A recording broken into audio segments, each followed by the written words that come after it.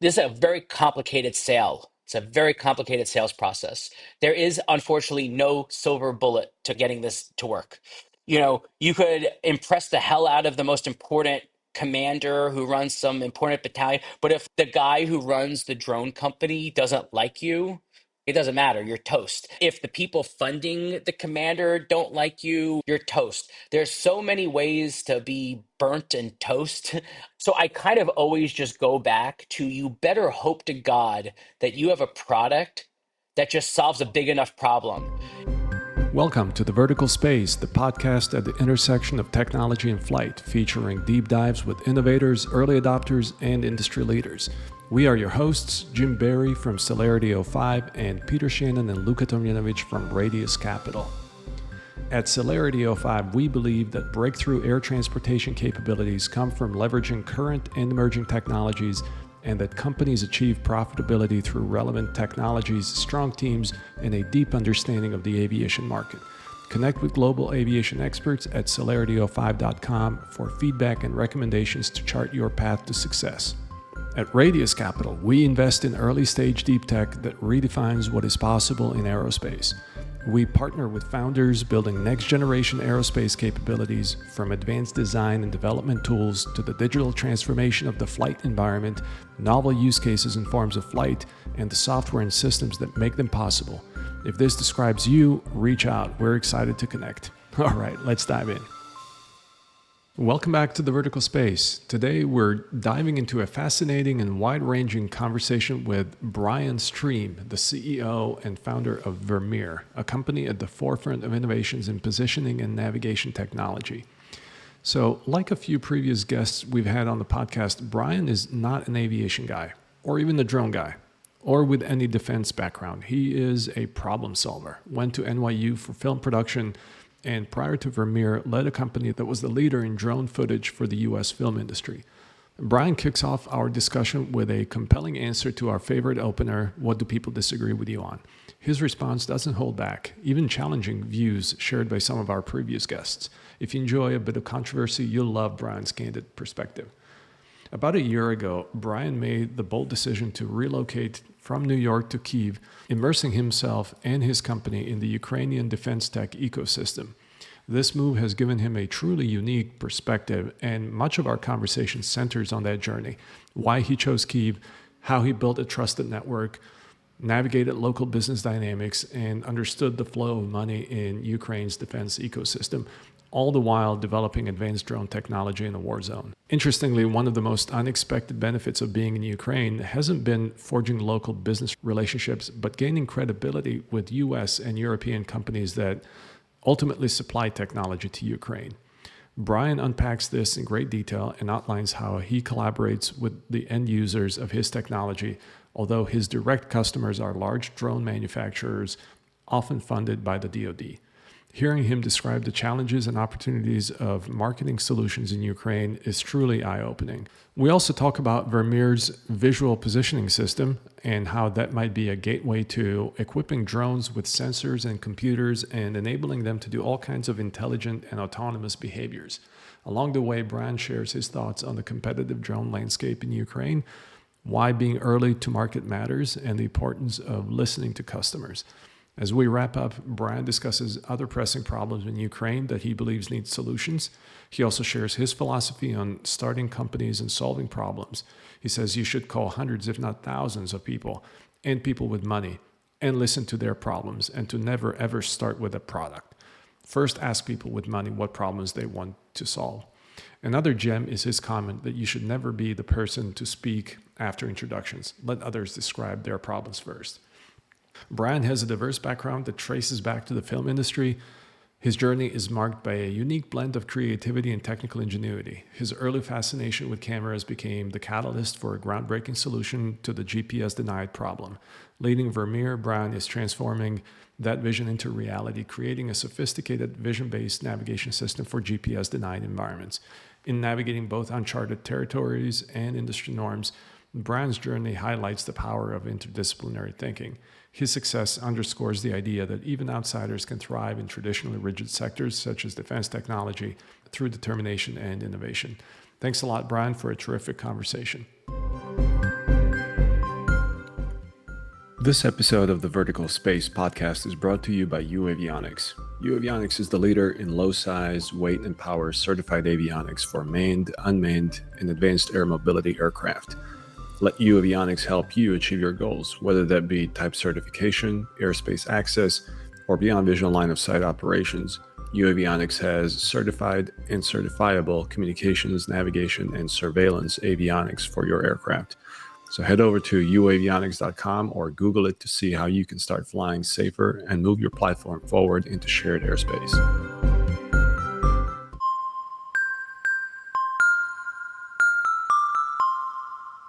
Brian, welcome to the Vertical Space. It's so great to have you on. Yeah, no, thank you for having me on. Is there anything that very few in the industry agree with you on? Yeah, I think there's kind of a few things that come immediately to mind, which is that, like, holy crap, everything stinks in general. Like, everything is terrible and nothing kind of works.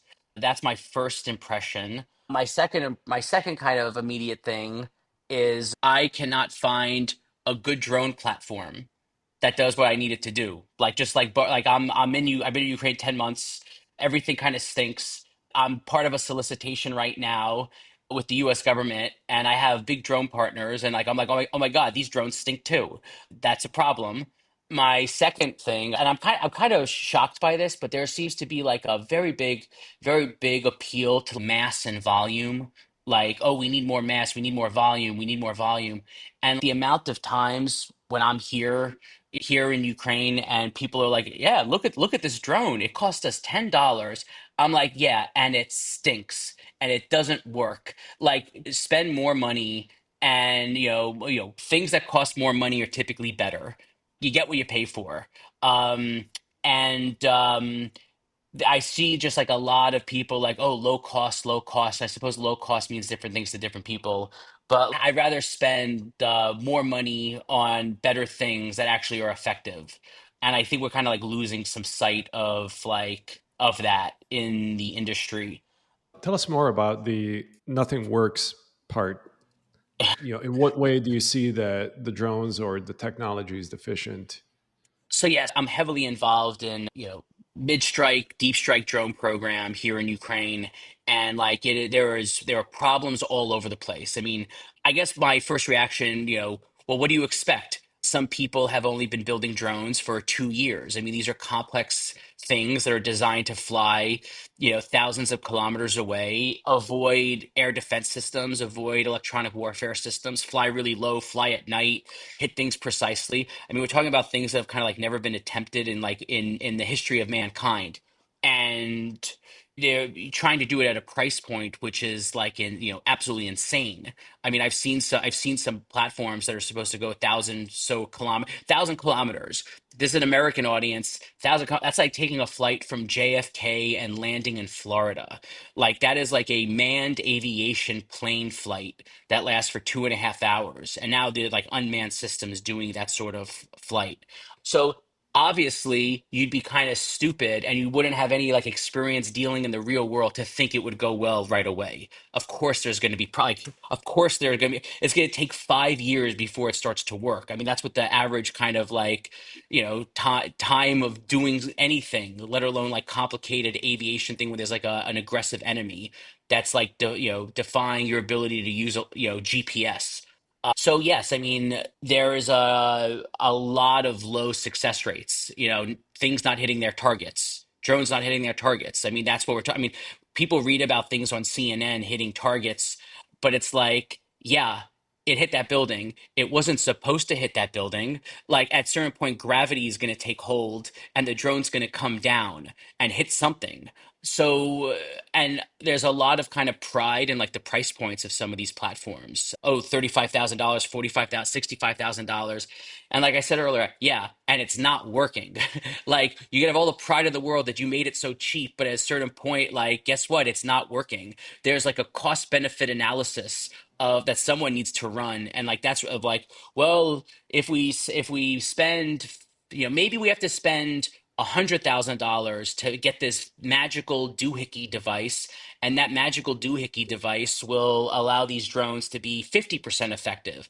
Well, then you have to kind of like look and do some mathematics and be like, well, we're losing so much money because these drones are not effective. We're losing billions of dollars because these drones are not effective. But if we bought this $1 million doohickey device, it'll cost more money up front, but the drones will be more effective, and then we'll save more money because we won't have to buy so many drones.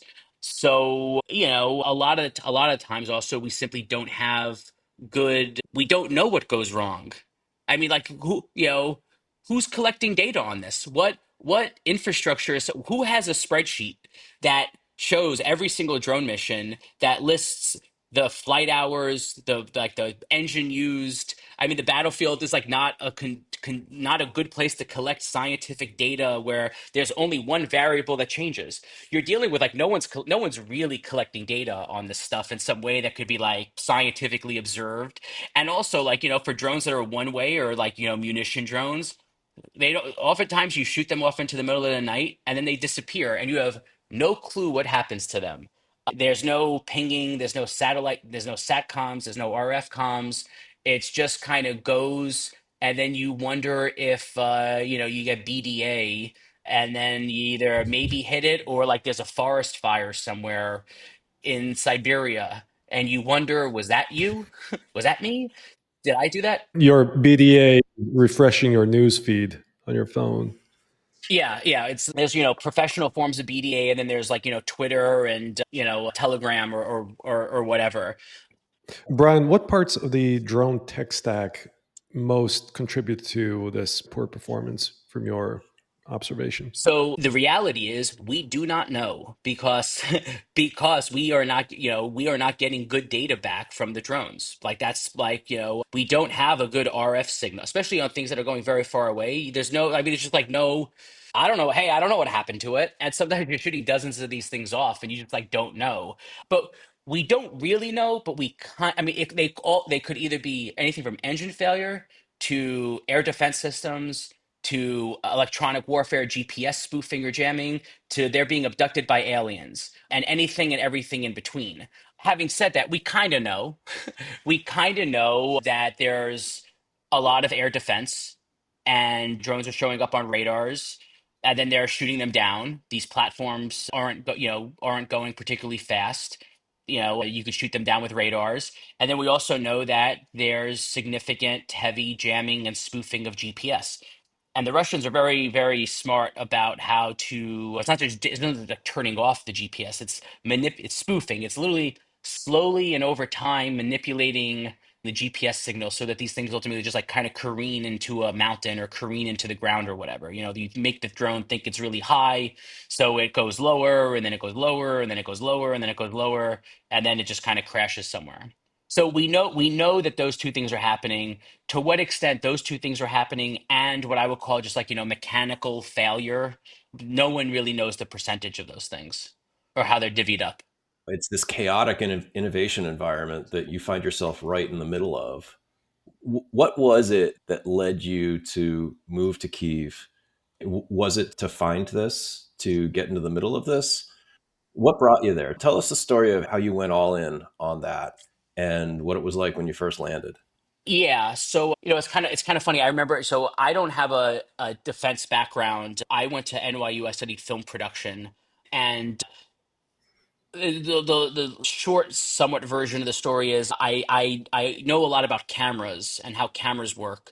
So I kind of by chance and through some good fortune, I ended up kind of getting into the defense industry by way of this vision-based navigation system I was building, where I was using cameras to like help drones navigate where there was no GPS. And what happened was I had a customer number one, I was trying to kind of get in, I'm from my house in Queens, my apartment in Queens. I was like trying to send emails to people in Ukraine and I'm wondering how come they're not begging me for my technology? Like, I'm like, I can't get any traction. Like, who are they to not respect? Like, don't I have something great? Like, don't I have something that could solve all their problems? So I was kind of like bitter and like a little bitter and a little like kind of dumbfounded that like it wasn't easier. And this was in maybe 2022, I would say, and then or maybe it's around 2023, and then what happened was in 2024, I was doing an integration with a kind of a large ISR drone manufacturer in Western Europe, and they were taking one of their platforms to do a demo into Ukraine to essentially, show it off and try to sell more stuff. And I had made contact with like one loitering munition company in Ukraine, and I kind of set up like an integration with them. So I just decided to like let me go. I mean, it was pretty scary. I mean, I've never been in a war environment before, but I actually kind of thought, oh, this should be easy.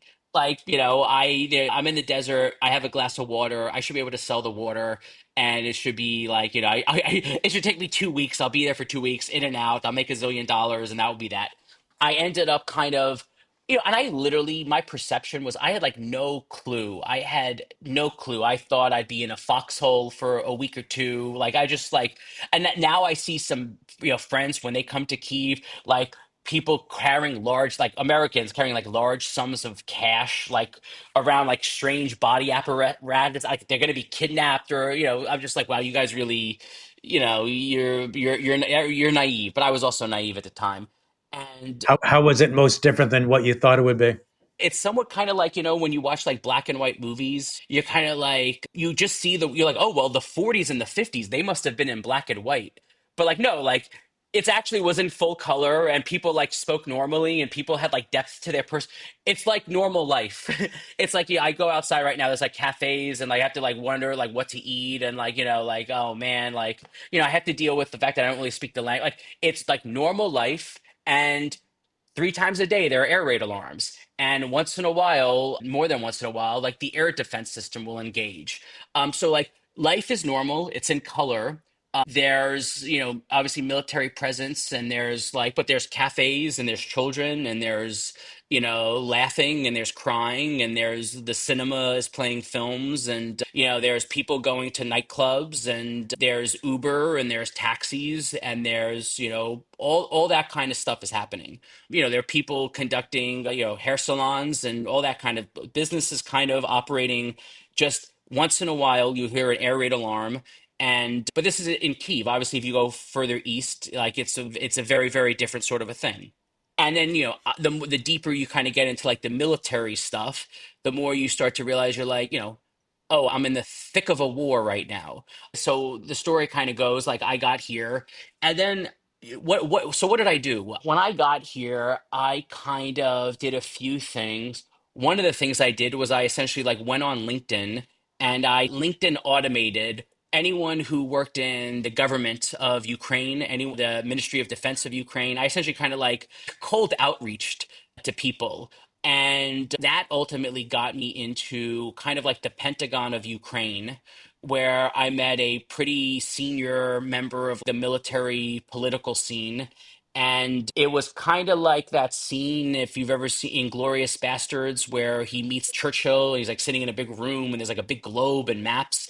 It was kind of like that. It wasn't as ornate. It was more of a kind of post-Soviet mustiness. And this individual is looking at maps on a wall, big maps on a wall, and he starts to tell me about targets that we're going to hit together. And he doesn't even ask me if I wanted to do it. He just starts to kind of tell me that's what we're going to do. And standing there, shaking my head as if I'm like, this is what I was expecting. This is not what I was expecting. And then he pretty much looks at me and he tells me that he needs my help to win the war. And I kind of tried my best to, not be lame. I was just trying to be cool. I was just being like, I was like, yep, I think I could do that. And then I mean, it would have looked really stupid to be like, oh, I don't think I'm interested. Yeah, I don't really know if I want to do that. Like, it just like I had like kind of no option but to say, what would you like me to do? And then I kind of got introduced around to a lot of drone manufacturers, a lot of mid-range and deep strike drone manufacturers. And people started to kind of hear that there was like an American guy around who was hawking a vision navigation product. And what do? You kind of act professionally, you learn. And I'm not an engineer, so I always had kind of like one or two of my engineers from America with me, and we started to kind of integrate. I think we got like started to get like a good reputation. We started to show that like our thing actually worked, which was pretty decent. But also like I've been involved in every level of kind of, a lot of people think that the movie I've been living is kind of like War Dogs. It's actually not. It's actually been kind of more Bridge of Spies, which I don't know if people have seen it, but it's a Steven Spielberg. It's essentially Tom Hanks. Tom Hanks has to go across the Berlin Wall and essentially negotiate a swap of spies. And when he's over there, he doesn't speak the language. People are kind of like somebody steals his jacket. Like people like he can't trust anyone. No one trusts him. People are lying to him. There's like 50 shades of obfuscation and confusion and like, is that person fucking with me right now? I think they're fucking with me, but like you'll never know. I'll go to my deathbed confused about certain meetings I've had. Deciding who to trust is really complicated. There are certain people who you're like, I don't trust that guy at all, but I think I need to play ball with him. But you just have to like know what you're kind of getting involved with. Brian, if I could ask a quick question, love the story. So, to educate our audience, when they said you could help us win the war, what were the capabilities that you represented where they thought it was novel, where you could have such an impact? I'm just blown away that this was off of a LinkedIn cold outreach. I mean, you Yeah. imagine doing that at the Pentagon? How far you would get? But a lot of your story, Brian, comes from cold calling link contacts, even when you started your company. Peter, I did do that with the Pentagon and it worked. Like when I started in 2020, I mean, it's like kind of like my famous story of like how I got involved with all this stuff is like I was in this Techstars Air Force program in 2020. I probably in my life never met anyone from the like didn't know anyone from the military. Couldn't imagine that like someone from the military would think that what I was doing was interesting. Didn't really even like figure out that like generals were like human beings. Like it was like it was like kind of like, oh, they're like they must not be human or like I just like didn't know. And when I got into this thing in 2020, I have a very simple rule of sales, which is you can't sell shit to people if they don't know you exist. And I was like, somehow I need to let everyone in the DoD know I exist. So I hired someone off of Upwork who built a tool that scraped every DoD email off of Google. All DoD emails end in .mil. SOCOM.mil, US.af.mil, Navy.mil, DARPA.mil, they all end in .mil. So I built a tool. And this was pretty simple. I mean, every email off of PDFs, PowerPoint presentations. And this is also something that Google does not want you to do. So there was a level of sophistication to this. So that's what I did in 2020. I ended up cold emailing 50,000 people at the DoD, and I probably spoke to 2,000 people in my first year, and I ended up winning about $6 or $7 million of government contracts my first year because I did just that. I cold emailed the Pentagon. That's an impressive ratio. That's good. Yes, I think it was, yes, 2,000 phone calls, 50,000 people emailed, and it led to $7 million of like R&D money to like build technology. And that's ultimately where I learned about the big problem, which was GPS denied navigation, GPS denied navigation. That's what I essentially, that was the smartest thing I ever did was I asked people what the hard problem was and what were they having a problem with, and they said GPS. And because I had a background in cinematography, I knew about cameras, and I kind of thought, hey, maybe I could. I think I know how to solve this with cameras. And then 4 years later, I'm being asked in Ukraine if I could help win a war. So I kind of like growth hacked and hustled my way to the site of a global conflict. Yeah, so you take that same business development recipe Yes, into Ukraine, into that community, yes, but it's different, that's right? exactly right. I do the thing with LinkedIn. And then on LinkedIn, I also did something else, which was like I started to see who was commenting on Ukrainian military type posts. And I start to just reach out to people. Hey, this guy looks like he knows stuff. Hi, sir. You look like you know stuff. I'm in Ukraine, whatever. And then like when you land in Ukraine, you start to meet a lot of people who are, and these people are very, there's a lot of sharky people who are like, look, advisors. Oh, give me, what is it, a $10,000 a month thing, and I'll be your beat. I'll connect you with all the people, and like those people. I mean, I avoided those people like the plague in America, and I'm certainly going to avoid you like the plague in Ukraine. I mean, like anybody who's like, you could use my relationships for $10,000, $20,000 a month. I mean, it just seems like.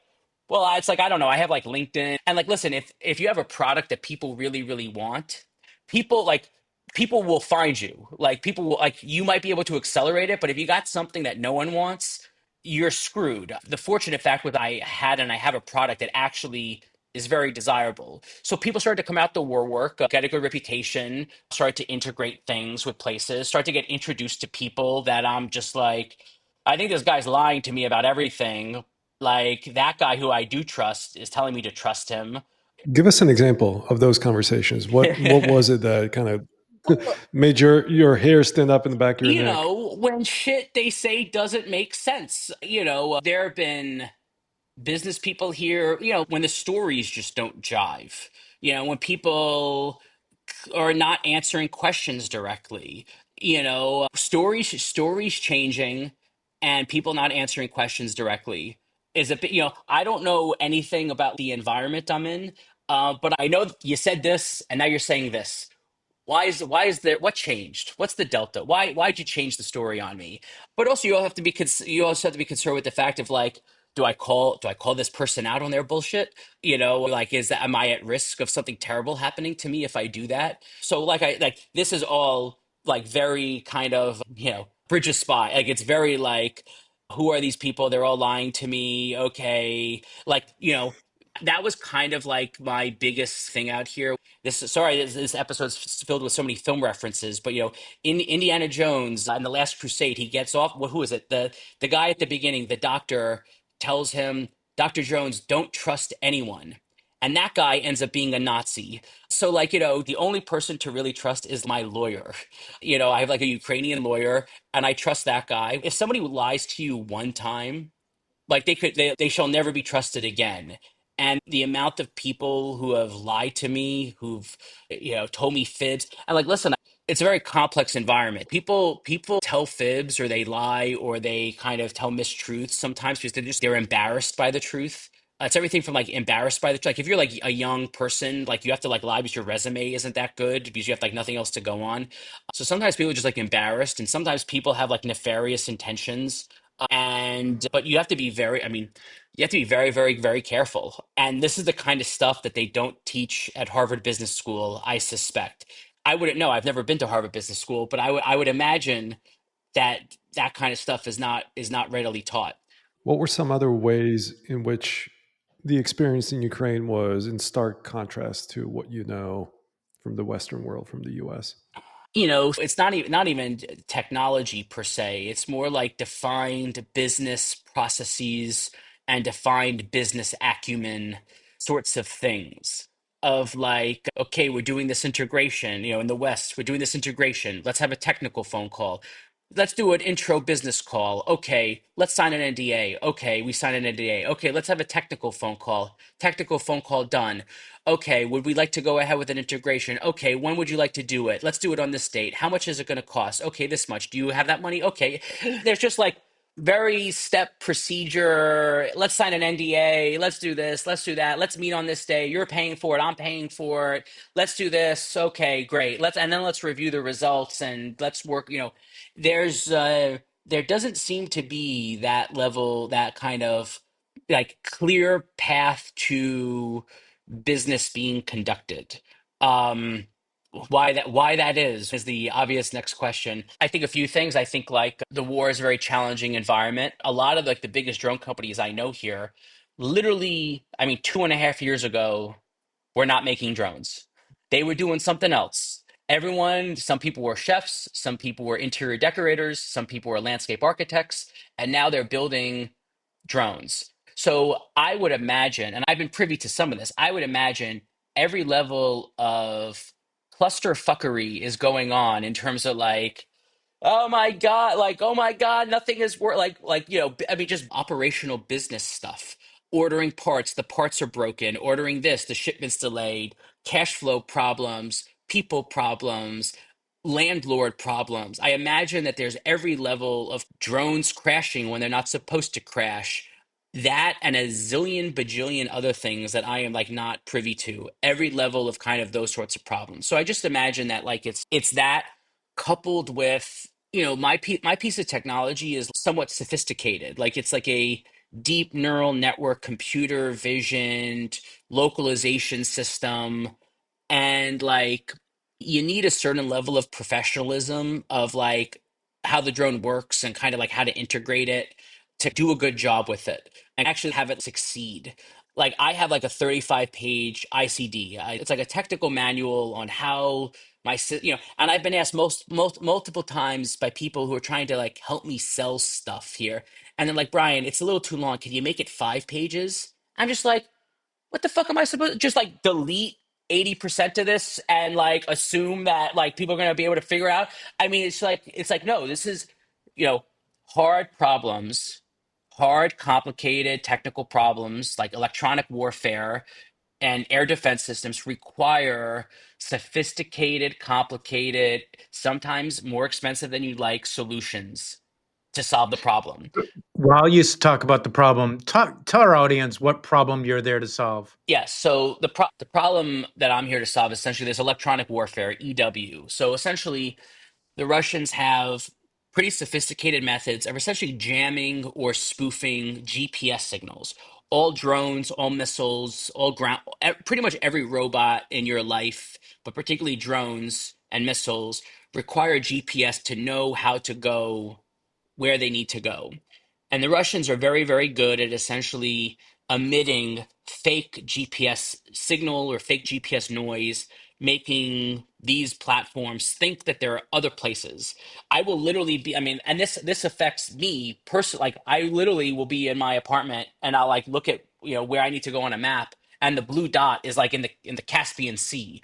I've been driven in a taxi, and the guy took a wrong turn because GPS was being spoofed at the time. So this is like a real thing. It has affected me personally, but it's also affecting these platforms. And if the drone's GPS gets confused, it's just not going to be able to go where it goes.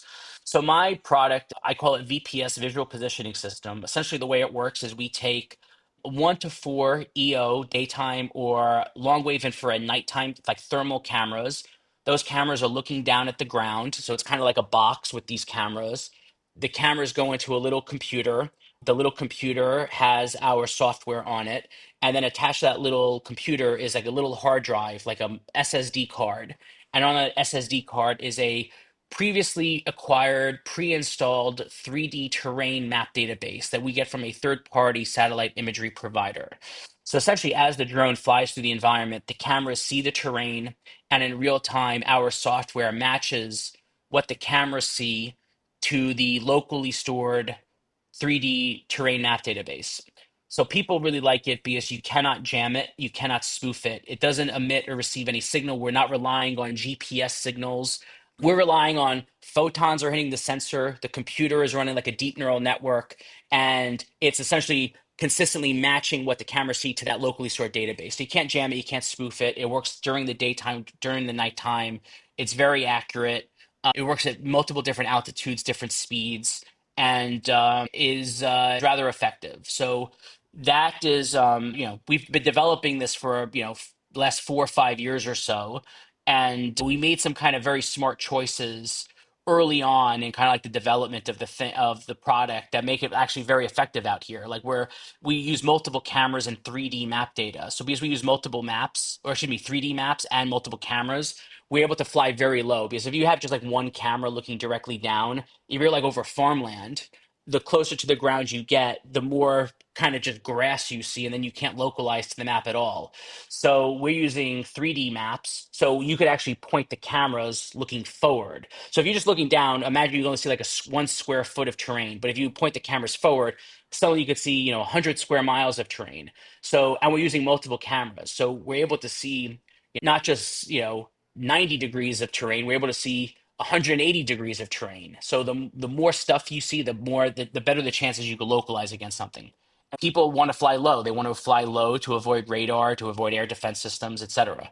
So it's a pretty sophisticated system, and we made some smart choices early on in the development that quite literally by chance. I mean, the reason we did the multiple cameras and the 3D maps is because we initially intended to have this work on multi-rotor drones. And multi-rotor drones, I built this for drone cinematographers to fly low in cities. So I kind of knew I needed 3D maps and multiple cameras to fly low. So it's just kind of like a sheer coincidence that yielded the results that we're getting out here that are required to fly like low and fast and at night. So the market that you found yourself in was underserved. You were providing a novel capability. Were other people doing some of the same things? And how were they doing it? I mean, from what just from our perspective, we've seen a number of people attempting this, but the results vary greatly. Yeah, I mean, when I first got here, there were people who clearly like wanted the capability and believed mine was the best. And they were saying things like, Brian, we had like a hackathon and 30 other people proposed doing the same thing. And I was like, good luck and Godspeed to those, college kids. Like I spent, $15 million building this thing, 4 years of my life. I know what it is to build this and actually get it to work. I don't wish it on my worst enemy. If you want to start from scratch and you want some like young kid to try to like do this, like, okay, fine. It's going to take a long time and it's going to be complicated and the devil is in the details. So I mean, it's complicated. It's really complicated to do and do it like the right way. So there are competitors on the market. I mean, my spiel with customers is pretty much like the technical spiel I gave you, which like I know that there are other competitors, much bigger, much bigger companies that build a lot of other types of technology, but they have a system. It uses one camera, and they're working with a big drone provider now. And they can't fly lower than a certain altitude. And I bid to work on that project a year ago, and that drone maker kind of has come back to me recently and said, I really messed up. We should have gone with you. What will it take? We might fire this other company. Can we work with you instead?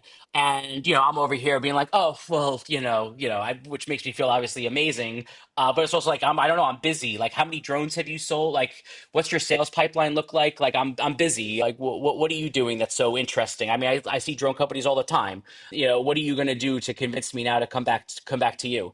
So there are people, like, listen, it's competitive. People are now realizing.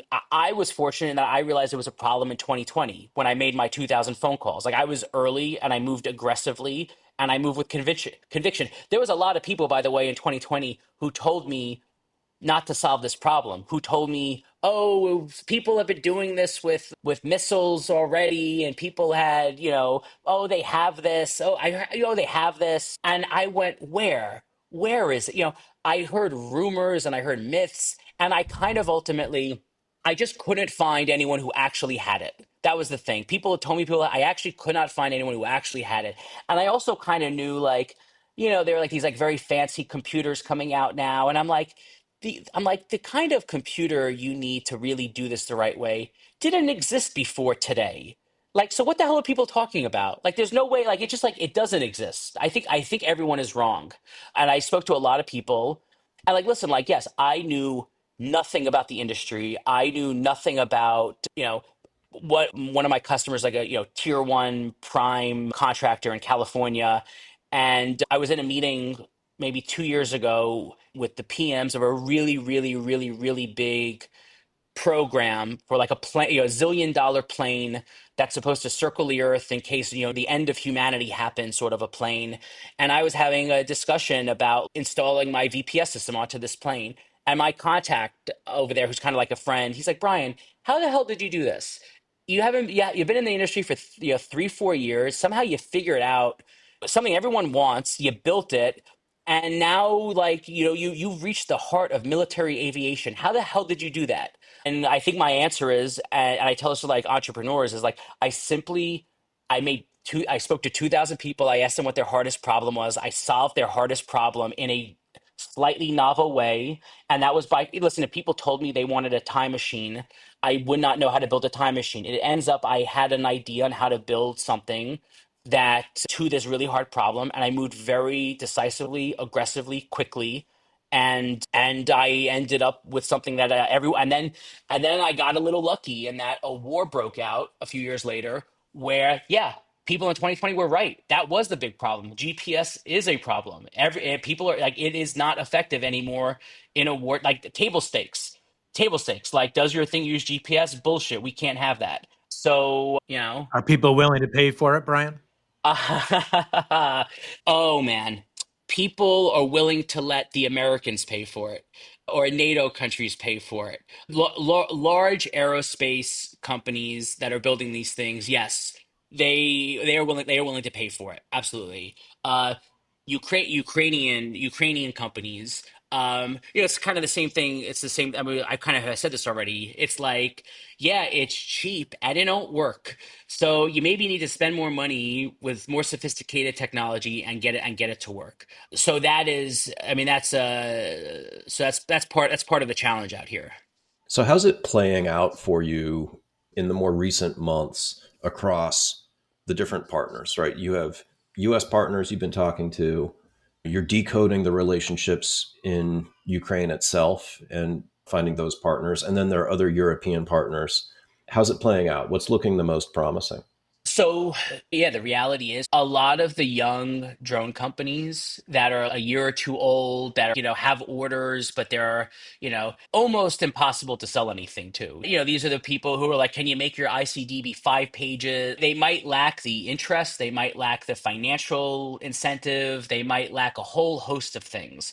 Really, the people who have the money are the Americans, the Germans, the Poles, NATO countries. Like you need to kind of get into the United Kingdom. You need to get into like the flow of money that's coming from the people who are paying for all this stuff. And the reality is like Ukrainians aren't paying for this stuff. It's foreign nations that are paying for this stuff. So you need to kind of figure out how to like essentially like add your stuff onto the line items of those countries that are paying for that stuff. So selling to those companies directly, very challenging. I'm also in a little bit of a strange position because I am not a drone manufacturer. I'm not a platform. I'm not like a prime. I am a component. An important component, but I am a new novel component. I'm just like them buying a CRPA antenna. I'm just like a new antenna that they have to buy for their thing. My antenna, costs a lot of money, but it's a component. Okay.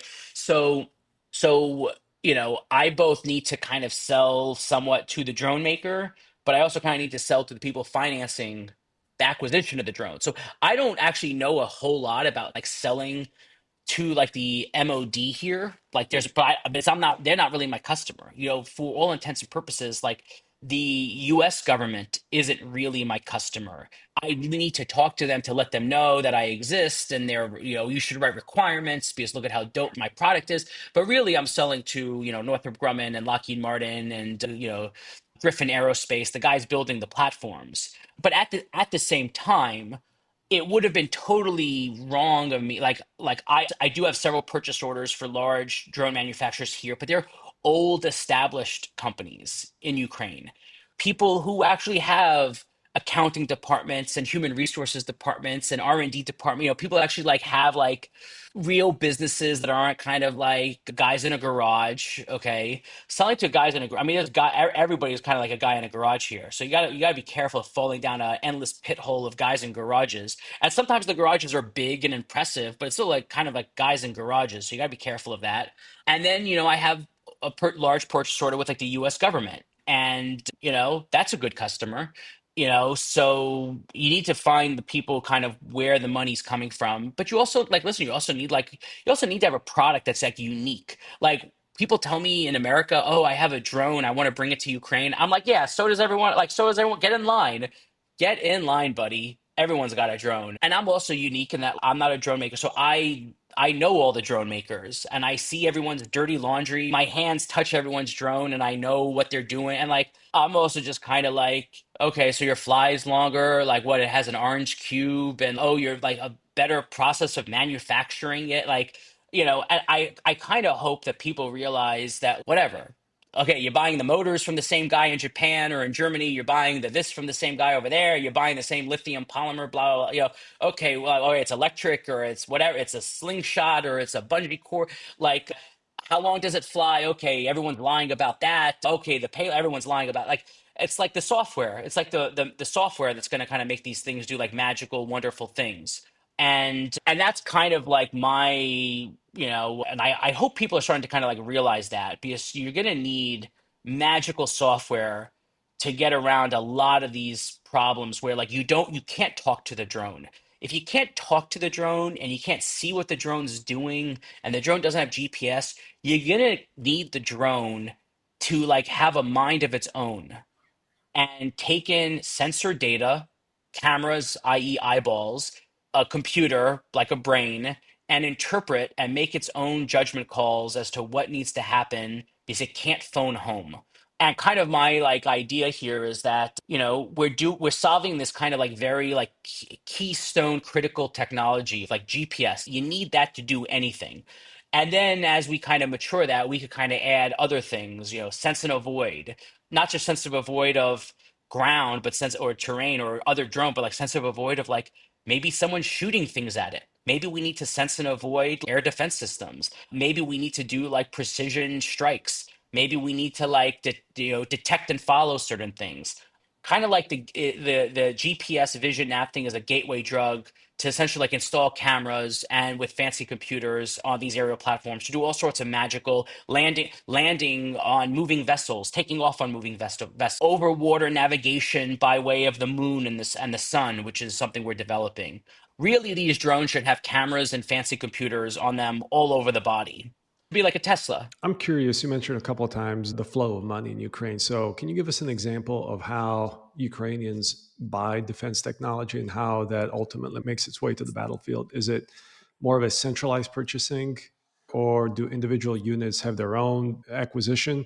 So I don't know if I'm the best person to answer about this. Again, I'm not selling directly to the MOD. I'm selling to the drone manufacturers.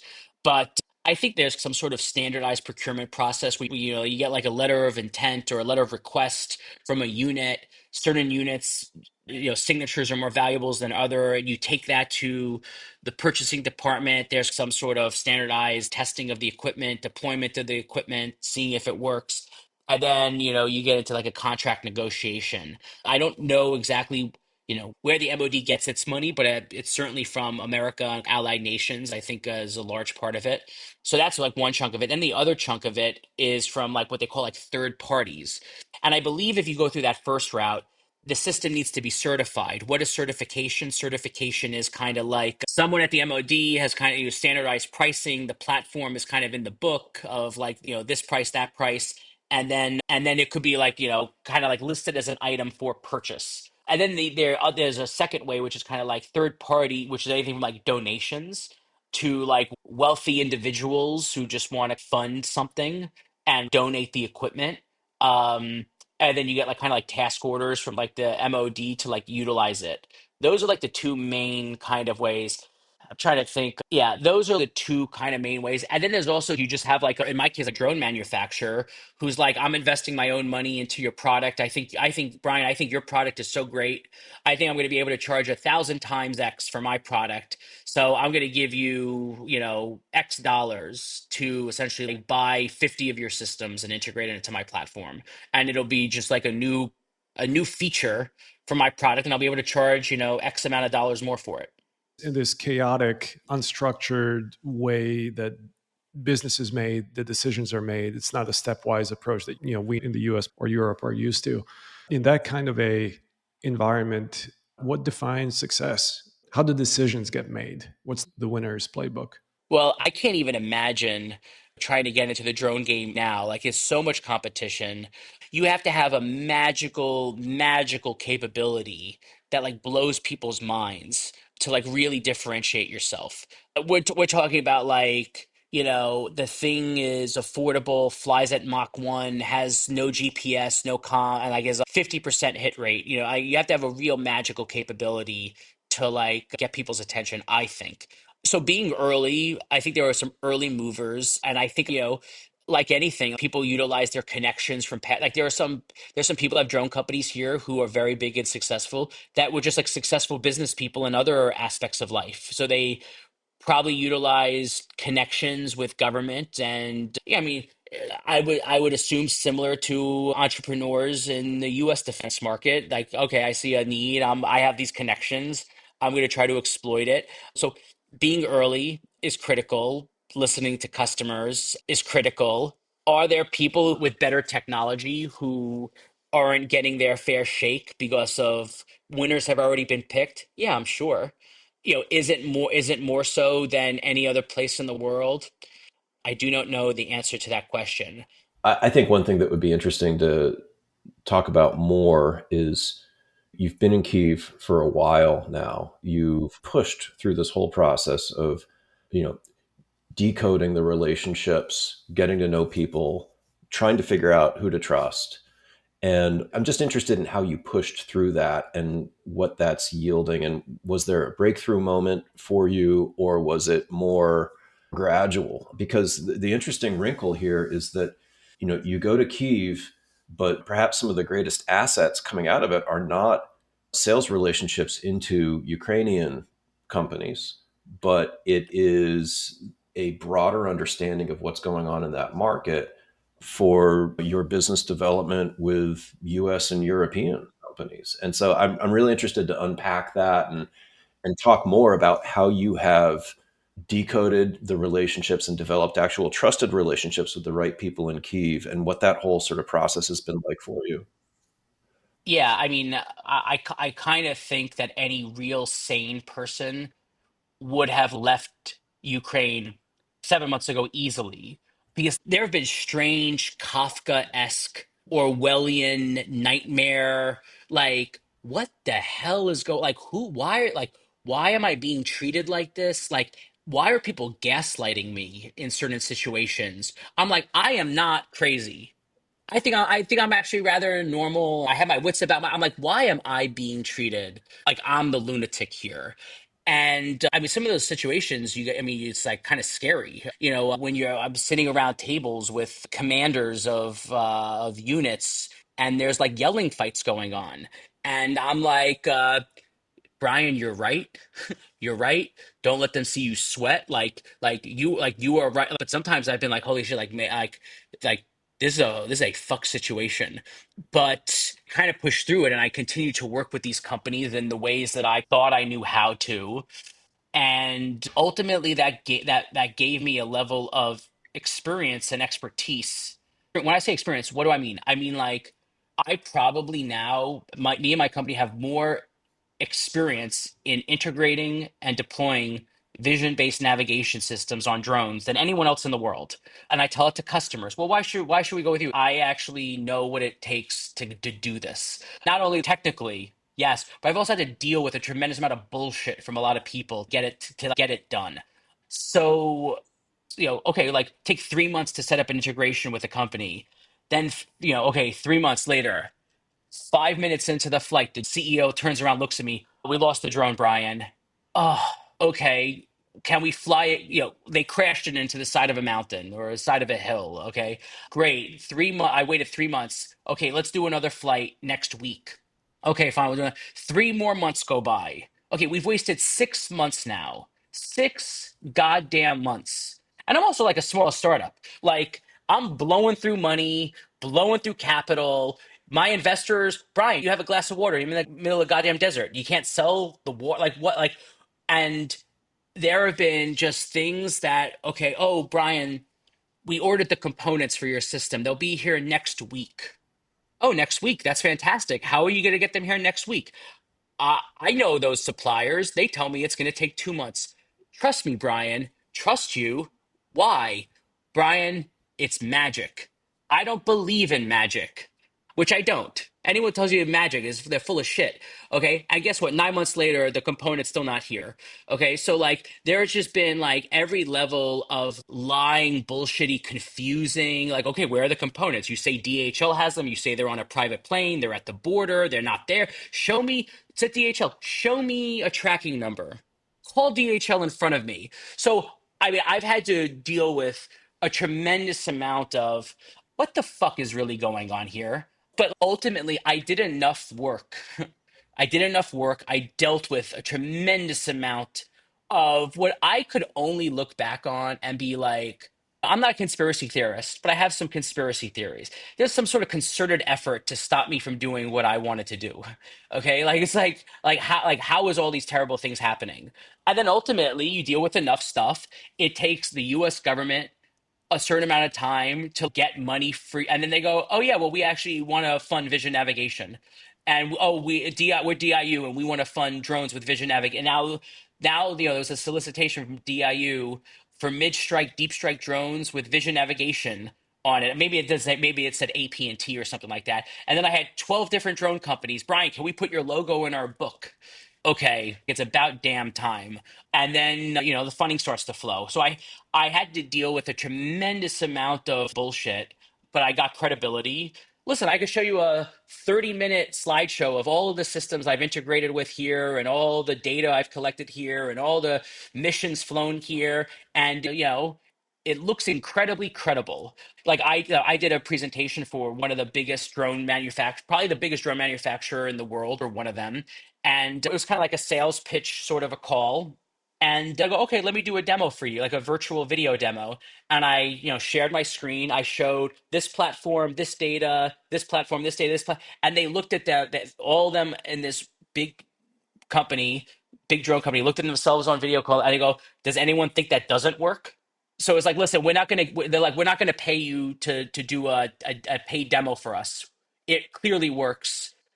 We're gonna work with you to get it integrated onto our product.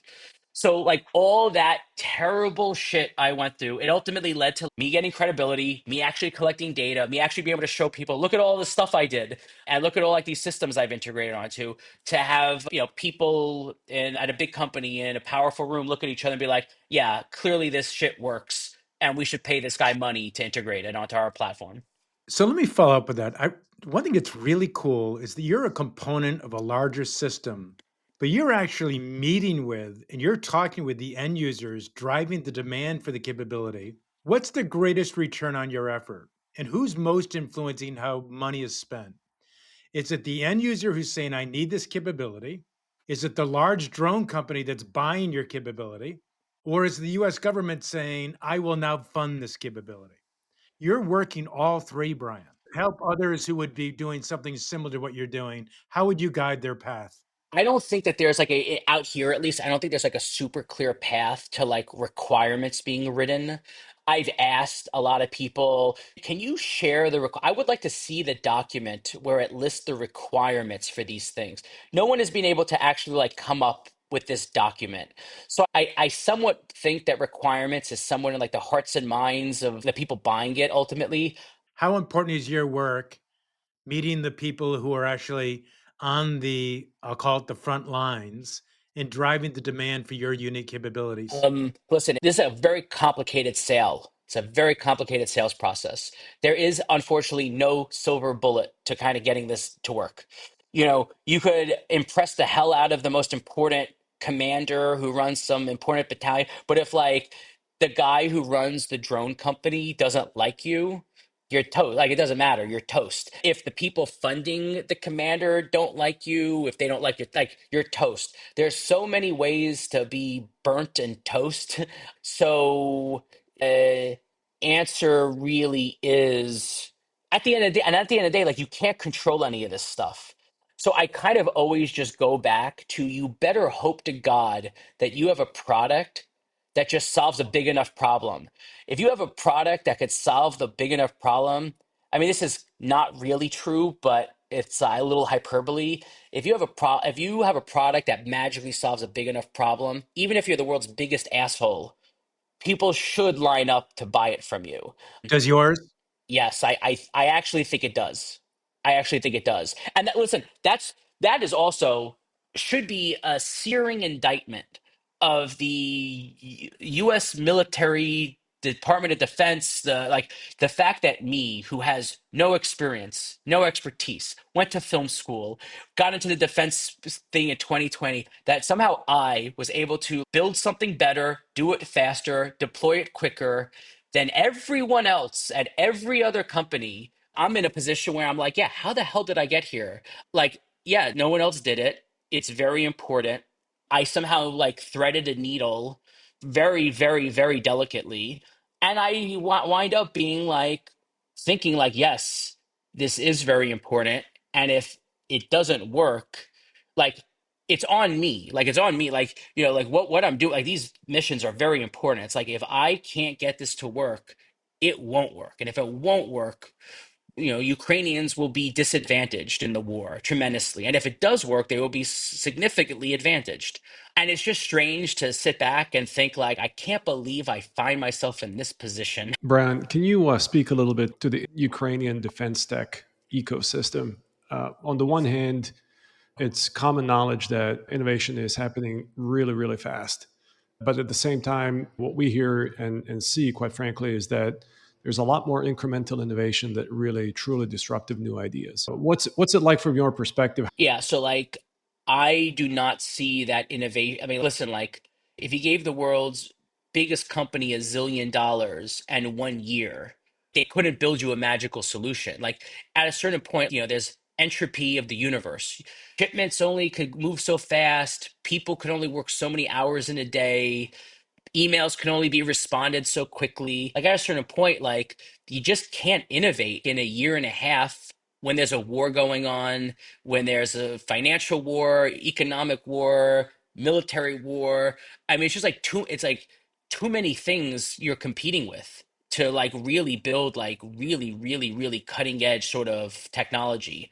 The thing I have seen is I've seen a lot of what I would call like, business innovation. Like it is not easy to build 500 drones a month when 2 years ago you didn't even have a company to build 500 drones a month, and you're buying things for cheap and you're assembling them. But then you just kind of have like the minutia of running a assembly, like a car assembly line for building a drone.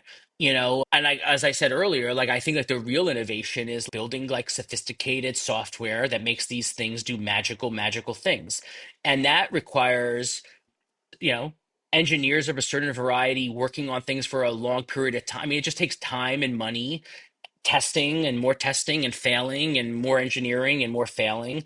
So, like, there's been a lot of what I would call like impressive ability to figure out supply chains, figure out logistics, and I've seen some people proposing, and people have companies where there's like swarms, but even swarms. Okay, I've heard about swarms for a couple years now. It seems like people in the U.S. some people have swarms. I actually don't know how far along that stuff is, but it's like I imagine getting swarms to like do stuff in a sophisticated nature. That's really complicated. I kind of can't imagine you could do that well in 2 years with like a little bit of money investment and 10 people. I don't know, it just doesn't seem likely to me. So like innovative ideas, like there, listen, but also like what do we listen what do we expect? I mean, I don't know, 99.999% of businesses go out of business. Like why should we, I don't know what the real number, but it's like close to 90, it's close to 100% of businesses go out of business. Why should we expect anything different from here? you know some people don't have a good product, some people can't figure out the logistics, some people can't raise enough money, some people suck at sales, some people's product isn't innovative enough, some people get crushed by a competitor, most small businesses die because of suicide, because of they make a really stupid mistake. So like what do you expect? You expect like everybody's going to be do well and have a wonderful outcome? Yeah, it's that, but also, we see a lot of companies who are really trying hard to solve a critical problem that exists today, an existing pain point that obviously you need because you're fighting the war, as opposed to similar to what you went, 5 years ago, where you looked ahead into the future, what the critical capability, and said, Well, okay, I'm that's going to invest, now a number of years to go and that's solve right. that. Yeah, and many millions of dollars. And that's yes, that's right. I mean, it's and like I said, if you're in the middle of a kinetic war where people are getting shot, people are getting killed, your city's getting bombed, it's like too late to innovate. It's like you can't like you're well, it's whack-a-mole. You're like patching a hole here, more holes are filling up. I mean, it's like too much to do. You kind of need to rely on other people who have like built stuff and spent time, their time and money. I mean, I think you need to rely on people who've like been doing it for a little. And like, listen, like I've also been like hurriedly adding features and capability while I've been here as well. But like, I had a big jump start. If you started just like 2 years, you can't solve all of the world's problems, you know, in a year. You just can't. You can't build super sophisticated AI, deep neural, blah blah blah. And if you can, the enemy could counter it. Like whatever you could do, the enemy will counter it, or competition will beat you, or whatever. If people are making money today through the use of drones in Ukraine, where is most of it being made? I certainly think that there are, meat and potatoes things. Like there are drone manufacturers that I think are making lots of drones that have like large government contracts that are flowing through. Money's ultimately coming from outside the country, I believe. I think some of those guys are making a lot of money. Yeah, there certainly are people building platforms who are winning large contracts, but some of those things don't work so well. and they're failing, and changes need to be made. And 5 years from now, you've talked about software. 5 years from now, let's say in the next war, how will it be dramatically different than today? And who's going to be making the most money and why? I think about 5 years from now, I'm like, damn, will anything change? It seems so brutally slow. So brutally slow. I mean, part of the reason like I'm in a war zone is because I could not sell my thing fast enough in America. Like, guys, Jesus Christ, please, for the love of God, but give me $100,000. I've had relationships with some big prime drone manufacturers for 4 or 5 years. I've made $50,000 on one of them, like brutally slow. So part of me is just like, Jesus Christ, 5 years, it's not that far from now. Like, will they be able to do anything? I mean, I'm partnered with some large companies now on some programs that like I'm sitting in meetings. I was in, so I've been here for 10 months. I came back to America about a month ago. I was in America for maybe, I don't know, about a week or so. I was on the West Coast in a 3 hour long meeting with a big company ready to pitch something for a proposal. And it came to light 2 hours into the meeting that the drone has never flown. And I was just like, holy shit. Like, oh, like, wow, we are in bad shape if these guys don't even have a drone. We're supposed to demo this for this proposal in 2 weeks. And this drone, I'm like, literally part of the reason I'm on a plane here is for this meeting. And the drone hasn't even flown. So part of me, I mean, I am really curmudgeonly skeptical about everything, which I think if history has shown us anything, it's always be skeptical about everything. But, slowly over time, I don't really know the timeline exactly, but over time, these drones should all have cameras all over the place with sophisticated high-end computers and software that's doing wonderful, amazing local, navigation, sense and avoid, avoiding missiles, hitting things, avoiding things, landing on things, all sorts of kind of magical capabilities. I am stunned with how primitive a lot of these drones. I am stunned that I'm somehow the guy with like the magical computer vision deep neural network box, and like you guys haven't built this. What are you kidding me? You guys built a drone. Great, it's a tube with wings that has a flight controller and some props and some batteries. That is like understood technology that has been like refined and refined and refined for a very long time. I understand it's like hard to do, but like, come on, guys. Somebody build a good drone that like works. And it's like, I don't think that's innovative. I think it's just like kind of like small improvements here or there. So ultimately it'll get better. I just don't know when. And because this whole thing about, yeah, Brian, look at this drone. This drone cost $1. And I'm like, yeah, and it stinks. Have it cost $100,000 and have it be better. So I actually hired a mathematician to build a cost benefit analysis model of like let's say my thing costs $10,000. The drone costs $50,000. Assume that 85% of them getting destroyed by electronic warfare. So you're losing X dollars. And at the end, it's like a U shape with like a diagonal line. And there's like the filler between the diagonal line and the U shape. And so it's not all of the drones should have a vision navigation system, and not none of them, but somewhere over here is where your cost benefit analysis will be. Well, maybe 65% of our drones should have a vision navigation system on it. So at a certain point, like I hope that people will stop thinking and just kind of like because that's just like not effective. Like it's just throwing shit against the wall. You need it to be like a little bit of mass, a little bit of sophisticated stuff, a little bit of like, price savings, and there's like some Goldilocks zone of where it like kind of all makes sense. And over time, we'll figure out what that is. But as far as I can tell, we certainly haven't figured it out right now. Brian, when you had those 2000 interviews with the DoD folks and GNSS denied navigation capability came up as one of the big problems, I'm just curious, what other problems have you heard about at that time that are perhaps worthwhile solving still? I don't. I mean, that's a long time ago, so I don't exactly remember what the other problems were. But I'll tell you the other problem that I see like today that's really big is comms. There's no way to kind of communicate with platforms that are going very far away, that can't be detected, that can't be jammed. which kind of leads me to one of my main theses, which is like, the drones need to kind of be able to do all of this stuff on their own with a sophisticated computer at the edge. And then if you wanted to develop some sort of really sophisticated encrypted comms, sort of, which I think people have, it might be expensive, but if you wanted to kind of do something like that, it's kind of like, well, do you solve that and spend all your time and all your money and all your resources developing this fancy encrypted comms thing, when at the end of the day, all that tells you is data? It doesn't really allow you to like change the outcome. You're just like collecting data. And sometimes when you're just collecting data, you look at data and you get more confused by the data. You're like, I have all this data. What the hell does any of this stuff mean? So, or do you kind of just like steer it towards like, let's just make a resilient EW platform. Let's put all of our resources into that. So I think there's something about comms, but like that seems really challenging to solve. Getting data back so you can know what the drone is doing that no one could detect, no one could interfere with, no one could jam it. I don't know how to do that.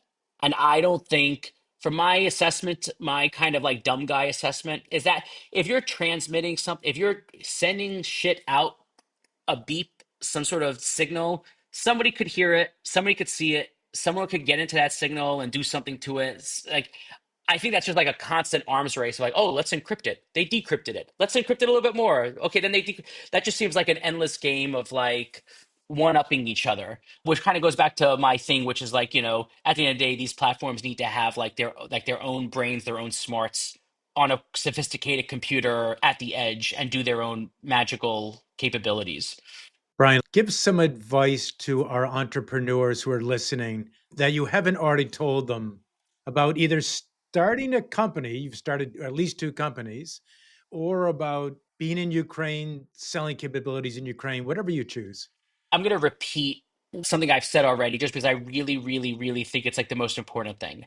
If you're young and you're trying to start a company, like do not build a goddamn thing. Stop building anything. Do not build anything.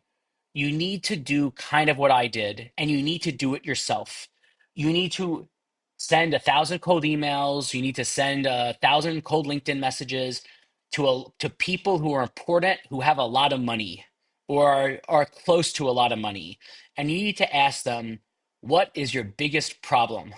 And the other thing you said somewhere before I read or heard, the other thing is you're not the first one talking. Talk about that. Oh yes, so it's pretty intimidating to like kind of just I was pretty intimidated. I'm like talking to generals. Do I call them sir? Do I call them general? Do I call them lieutenant? Lieutenant colonel, like And I like I really didn't even know how to address people. So pretty much under no circumstance when you get someone cold on a phone call shall you ever under any circumstance open your mouth first. You always just do, "Hi Jim, thanks for taking the time. Jim, can you tell me a little about you and what you do?" And then you shut up. Never have I've had 3 million cold phone calls. I have never ever. And I think people are like young and intimidated. They go, "What if they go, no, Brian, you asked for the meeting. Why don't you talk first?" No one has ever said, "No, Brian, That's you great. talk first." What, we're in some insane standoff of who's gonna like make an introduction. Like the person has to be totally socially like That's a inept. great lesson for our Yes, entrepreneurs. Ask them their problems, talk to people with money, and and never let them talk and let first. them talk first, That's great. and never, and like also like you'll get like intimidated because then you'll be like, "Oh really, Jim, tell me more about that. Oh really, I never heard that. Is that like that, or is it like that?" Like you need to be like rather savvy and like quick on your toes to be like, "Oh, is that like that? Oh, I read about that. Oh, is that like that? Oh, tell me more about that." And then and like like it should just like the last 10 minutes of that phone call should be like, "Oh, let me tell you about me now, Jim." Like, Yep. it like that's not Yep. me. Me's not important. You're But by the time you start talking, yeah, you have you've a just heard an hour of conversation, and now you can better link what you're thinking of that's doing right. to what their Right. demands are. But All right, next one. yes. Tell us something about Ukraine that most of our listeners don't know. It's the little things. They don't use check marks. When they want you to sign something, they'll put an X. We put a check mark, like sign over here. They'll put an X. I find that to be very confusing. I find all the public restrooms to be very clean. It's stuff like that. But if you're asking me about Tell us about the about war. the war, How is the war different than we perceive it to be? my vision of war is like, Saving Private Ryan, okay, we're landing, and then like everyone's getting kind of like, shot at immediately. And now again, like it's different. Like there is, combat like that going on, but it's the death by a zillion paper cuts that will kill you. It's like, in order for my product to be successful, I need to calibrate the cameras. Okay, I need a calibration chart. Okay, I need someone to build a calibration chart. Okay, where do I find that person? Okay, I found someone because I posted a job posting on Upwork in Ukraine. Okay, that person's 3 hours away. Okay, I need to rent a car. Okay, shit, I can't rent a car because I don't have insurance. Shit, I need to get insurance. Shit, okay, now I drove 3 hours. Okay, great. This guy doesn't speak English and he like messed something up. Okay, I need to find an. It's like, and it's like, if I don't do all these things, I won't get a calibration chart. If I don't get the calibration chart, my thing won't work.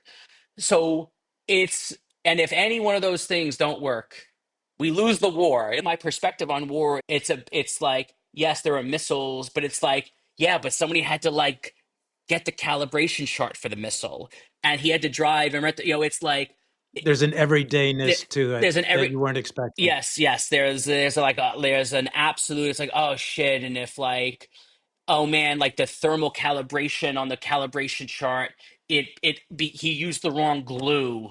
Great. Now I need to get better glue.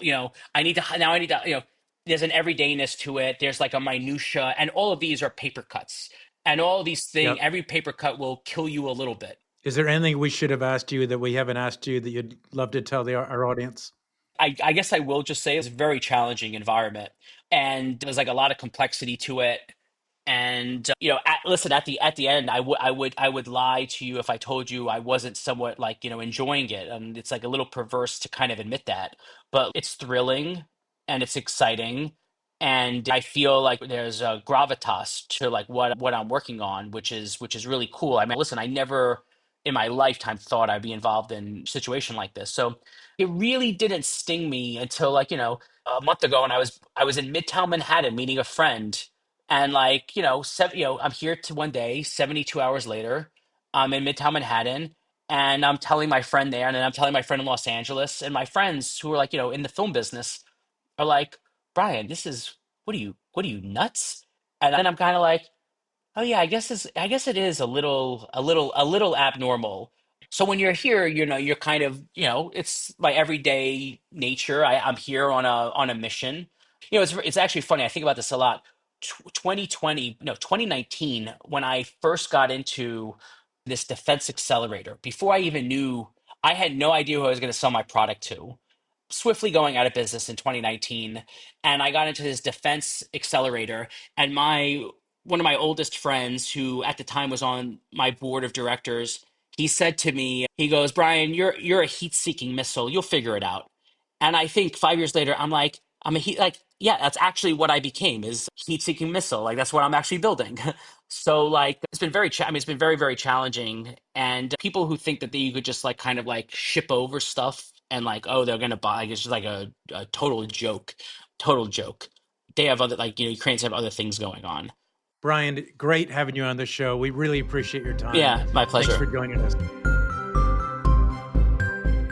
All right, that's a wrap for today. Thank you for listening to the Vertical Space podcast. Reach out if there are topics that you would like us to discuss, and goodbye until the next episode. Unless mentioned, this podcast is in no way endorsing or promoting any person and or company mentioned, and all opinions within the podcast are solely that of the presenters. The Vertical Space makes no guarantees, warranty, or representation of any information given in this podcast. Any information given is for informational purposes and should be used at your own risk. This podcast is for general, educational, and entertainment purposes only.